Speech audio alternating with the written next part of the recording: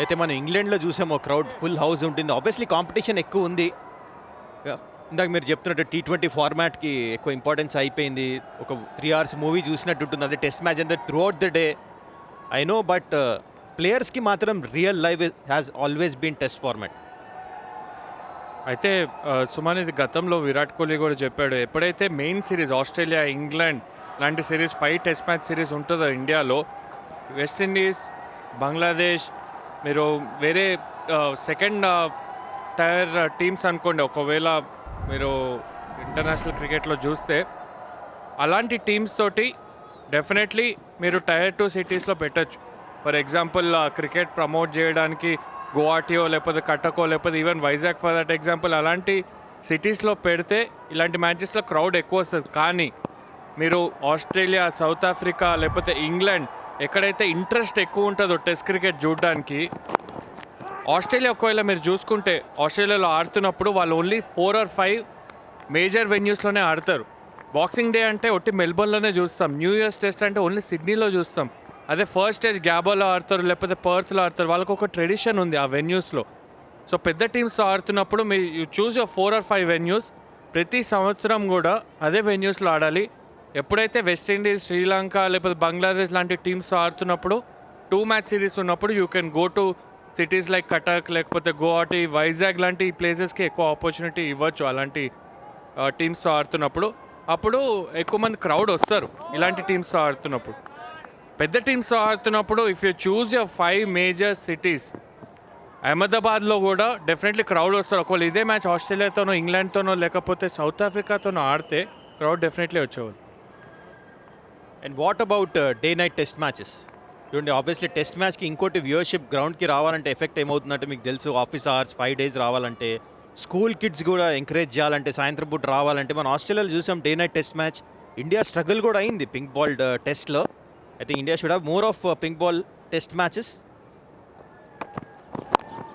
Yeah, that's a good option actually pink ball test. ఎందుకంటే ఇప్పుడు cricket మొత్తం కూడా చూసుకుంటే ఈవినింగ్స్ ఫ్రీగా ఉన్నప్పుడు ఇట్స్ ఒక కైండ్ ఆఫ్ హాబీ లాగే క్రికెట్ చూడడం అని చాలామందికి కూడా ఒక కైండ్ ఆఫ్ ఎంటర్టైన్మెంట్ బిజినెస్. కాబట్టి ఇది కూడా స్పోర్ట్స్ అనేది definitely day night test match ఆడితే చూడడానికి కూడా బాగుంటుంది.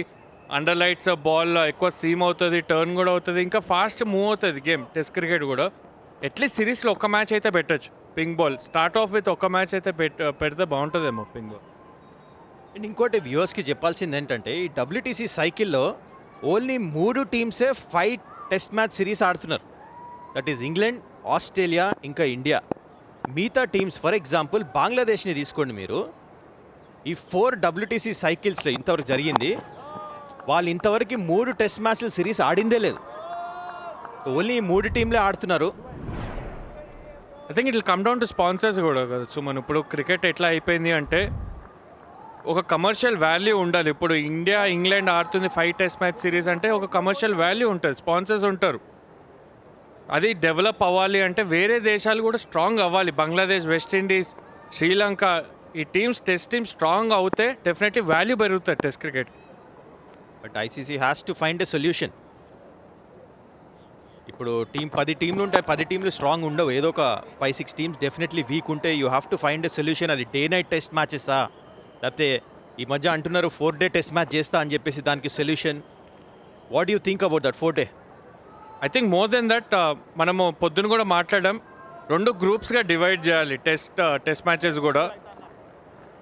ఎవరైతే టాప్ 5లో ఉంటారో వాళ్ళు ఒక గ్రూప్, బాటమ్ 5 ఒక గ్రూప్ పెట్టి, కింద వాళ్ళు పైకి వచ్చి అంటే రెలిగేషన్, ప్రమోషన్ ఆ బ్యాటిల్ ఉంటే బెటర్గా ఉంటుంది. అప్పుడు క్వాలిటీ ఆఫ్ క్రికెట్ ఇంకా బెటర్గా ఉంటుంది అనుకుంటున్నాను. ఒక సైకిల్లో ఒట్టి ఆ 5 టీమ్స్ పోటీ పడితే WTC ఛాంపియన్షిప్కి ఐ థింక్ వ్యూవర్షిప్ ఇంకా బెటర్గా ఉంటుంది.